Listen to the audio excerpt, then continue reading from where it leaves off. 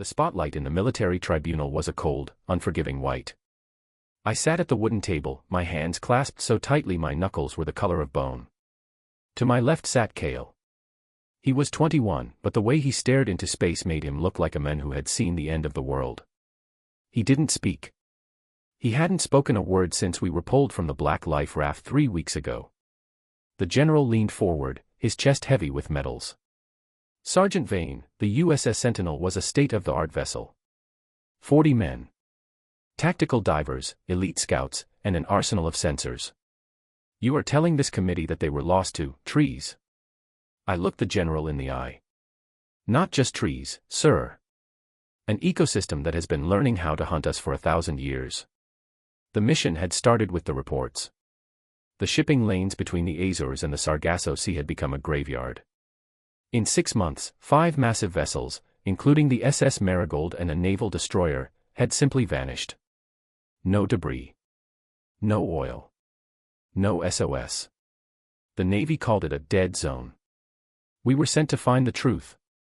My team, the Iron Sights, were the best. There was Miller, our heavy gunner, a man who could bench press a jeep and had a heart of gold, Sarah, our medic, who had saved more lives than she had fingers, and Chen, our tech specialist. We sailed into the coordinates on a Tuesday. By Wednesday, the sun had turned a bruised, sickly purple. Sonar is glitching, Chen had reported from the bridge. It's showing a landmass where there should be 3 miles of water. Then the fog hit. It wasn't weather. It was a physical entity, thick and smelling of copper and rotting lilies. It choked the engines. The electronics didn't just fail, they melted. I watched the radar screen bubble and hiss as the internal hardware turned to slag. We were drifting, blind and deaf, into the heart of the void. When the fog lifted, we weren't in the Atlantic anymore. We were grounded in a massive, circular lagoon surrounded by cliffs of black obsidian that reached into a sky where the stars were the wrong color. And the ships, they were everywhere. The Marigold was wedged into a cliffside, held up by thick, pulsing vines that looked like arteries. A 1940s destroyer was perched on a mountain peak. We were in a graveyard of iron. We found Kael on the second day, hiding in the rusted belly of the Marigold. He was the only survivor of a crew of 200. You have to leave, he had whispered, his eyes wide and bloodshot. The island, it doesn't want you to explore. It wants you to stay. It wants to plant you. We didn't listen. We were soldiers. We were armed. We began an inland trek toward what appeared to be a high-altitude plateau, hoping to find enough elevation to launch a long-range emergency beacon. The jungle was a nightmare of impossible biology. The trees didn't have leaves, they had translucent, fleshy bladders that hung from the branches, filled with a glowing, amber digestive fluid. The ground wasn't dirt, it was a carpet of moss that felt like velvet-covered muscle. Every step we took caused the ground to ripple, as if we were walking on the skin of a giant. The first tragedy happened at 1,400 hours. Rodriguez, our youngest scout, stopped to examine a flower that looked like a cluster of human ears. As he leaned in, the flower didn't snap shut, the ground beneath him opened. A vertical slit, lined with serrated, ivory-colored teeth, swallowed his leg to the hip. Silas! Help! He screamed. We rushed forward, but the trees reacted. The branches didn't sway in the wind, there was no wind. They lashed out like whips. A limb tipped with a 3-inch obsidian hook caught Rodriguez through the shoulder, pinning him to the trunk. Fire! Open fire! I roared. Miller unleashed a burst from his M249, shredding the wood. But the tree didn't splinter. It bled. A thick, black, oily ichor sprayed out, hissing as it touched the ground. For every branch we shot off, 2 more grew back in seconds, weaving a cage of thorns around Rodriguez. We watched in paralyzed horror as the bark softened and flowed like warm wax over his body. Within minutes, his face was just a silent, screaming bulge in the trunk of the tree. He wasn't dead. We could see the pulse of his heart through the translucent bark. He was being integrated. He's part of the network now, Kael whispered, his voice trembling. The island doesn't kill you. It uses you. You're a battery. A nutrient source. As the orange sun set, the island truly woke up. This wasn't a place of survival, it was a laboratory of suffering. We made camp on a rocky outcropping, thinking the stone would be safe. But the island doesn't just hunt with teeth, it hunts with your mind. Around midnight, a voice drifted out of the tree line. Silas.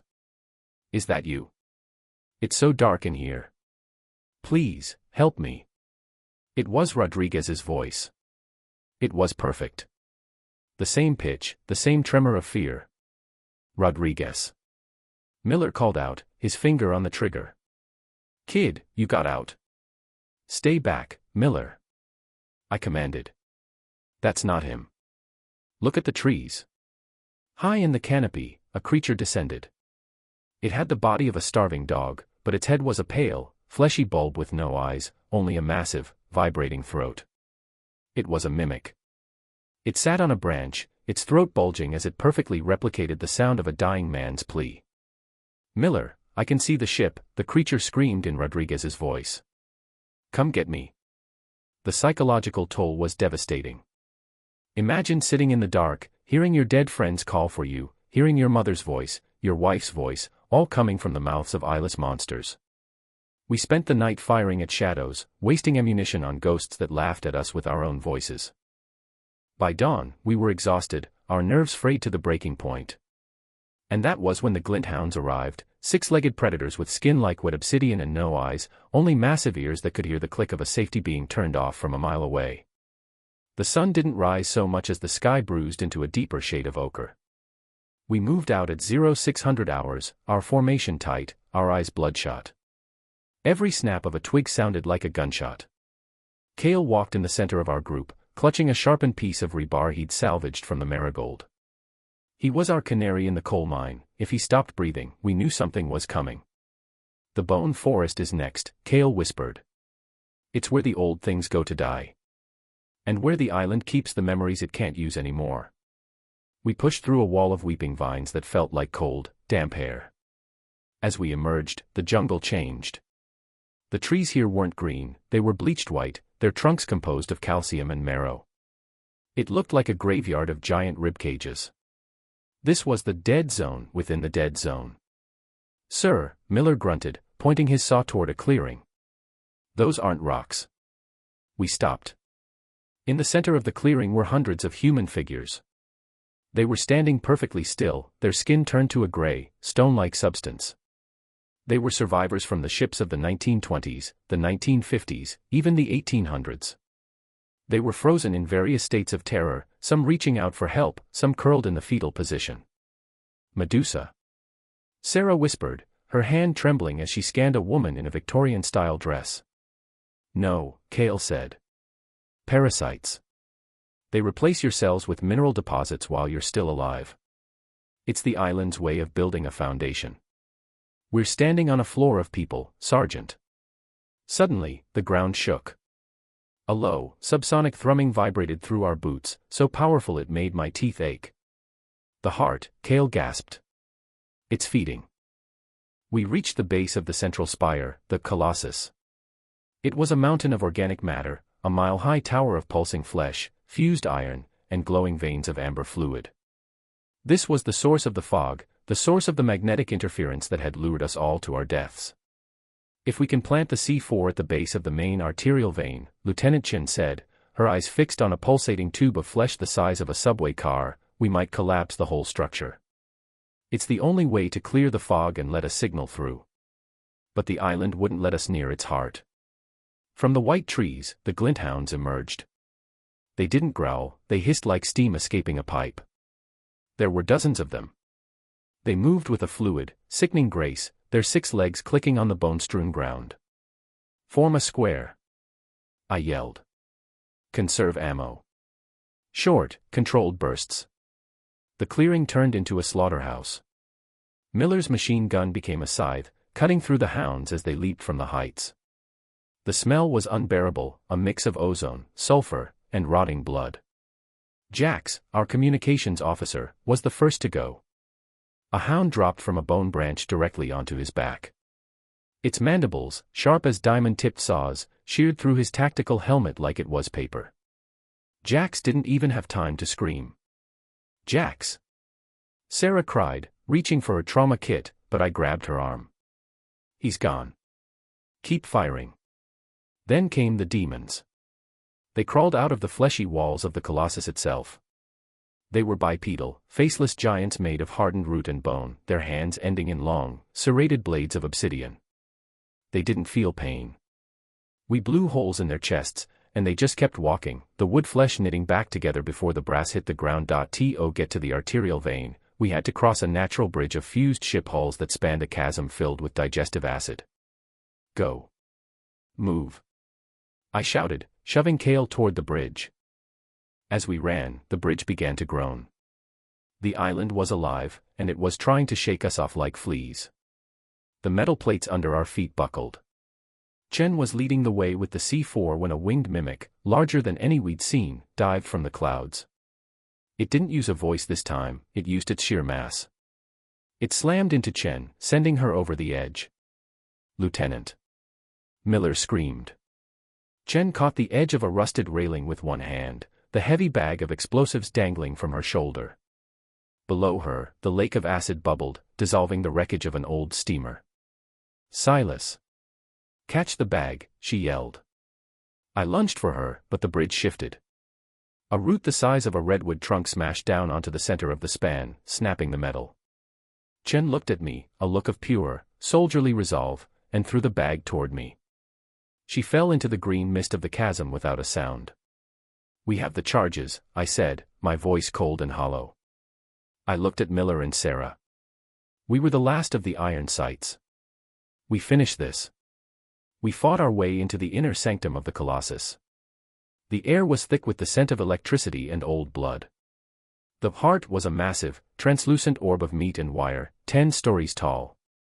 Inside it, we could see the shapes of thousands of people, not just skeletons, but living batteries, their nervous systems wired into the island's network. It's not just an island, Sarah whispered, her voice breaking. It's a computer. A biological processor.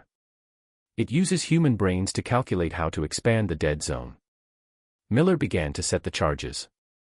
I'll give you 10 minutes to get to the extraction point on the beach.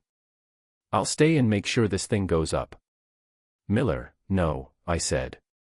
Sarge, look at me, Miller said, pointing to his leg. A parasitic vine had already burrowed into his calf, turning the skin white and stony. I'm already becoming part of the Foundation. I'm not leaving this room.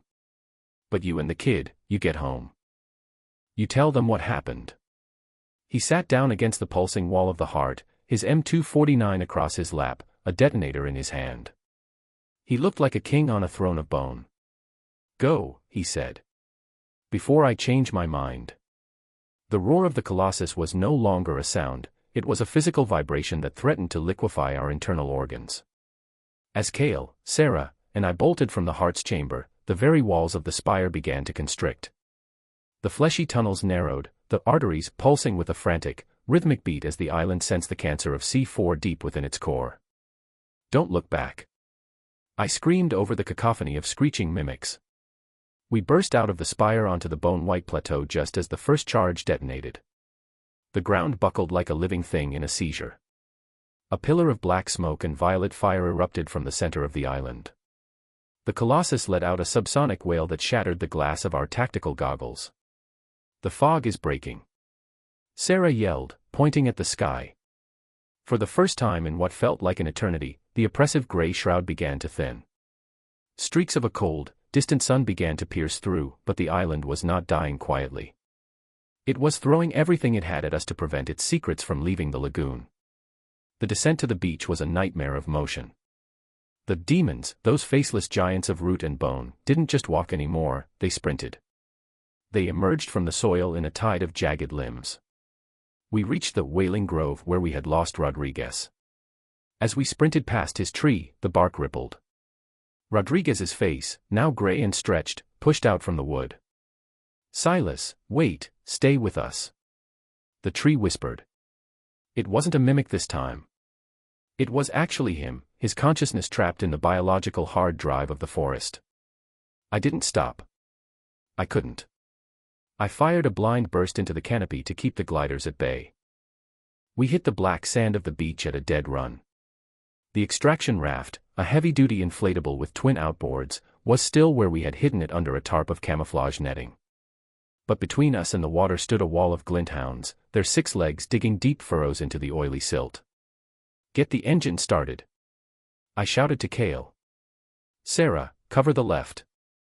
Sarah dropped to one knee, her sniper rifle barking as she picked off the lead hounds. She was a machine, calm, precise, and deadly. But the island had one last trick. The black sand itself began to rise. It wasn't sand, it was a swarm of billions of microscopic, metallic insects, the cleaners of the dead zone. They swarmed over Sarah's boots. "Silas." My legs. She didn't fall. She stood her ground, firing until the insects reached her waist. She knew it was over. She looked at me, then at Kael, who had the engine screaming to life. "Tell them, Silas. Tell them all." She pulled the pins on the white phosphorus grenades strapped to her chest. The beach vanished in a blinding, holy white light that incinerated the hounds and the insects in a single, cleansing flash. Kael and I hit the water as the shockwave of the main C4 charges finally reached the surface. The entire island seemed to fold in on itself. The obsidian cliffs crumbled into the lagoon, and the Colossus spire tilted, groaning like a falling god, before sliding into the deep. We roared away from the shore, the raft bouncing violently over the unnatural swells. Behind us, the dead zone was a whirlpool of fire and black water. The fog tried to grab us one last time, reaching out with misty claws, but the heat of the explosions had torn a hole in the atmosphere. We drifted for 4 days. We ran out of water on day 2. On day 3, Kael started talking. He told me about the Marigold, about how the captain had been the first to be planted, and how the crew had slowly turned on each other as the mimics began to speak in the voices of their wives. On the 4th day, the USS Enterprise found us. The general stared at me in the briefing room, his face pale. The recording had ended. The 5,000-page report I had dictated sat between us, a testament to 40 dead heroes and a place that defied every law of God and man. "We sent a drone over the coordinates yesterday, Sergeant," the general said quietly. "There's nothing there. Just open water. No island. No wreckage. No obsidian cliffs." "It's not gone, sir," I said, standing up. My joints creaked, a sound that reminded me of the trees. "It just moved. It sank beneath the waves to heal. It's growing back. And it's learned. It knows our tactics now. It knows our voices better than we do." I walked out of the room and found Kael waiting in the hallway. He was staring at a potted fern in the corner of the lobby. He looked at me, and for a second, I saw his pupils dilate like the pores of the breathing trees. "Do you hear it, Silas?" he whispered. I listened. Far off, in the vents of the air conditioning, I heard it. A faint, distant voice. It sounded like Miller. "Sarge, come back, it's cold in here." I didn't answer.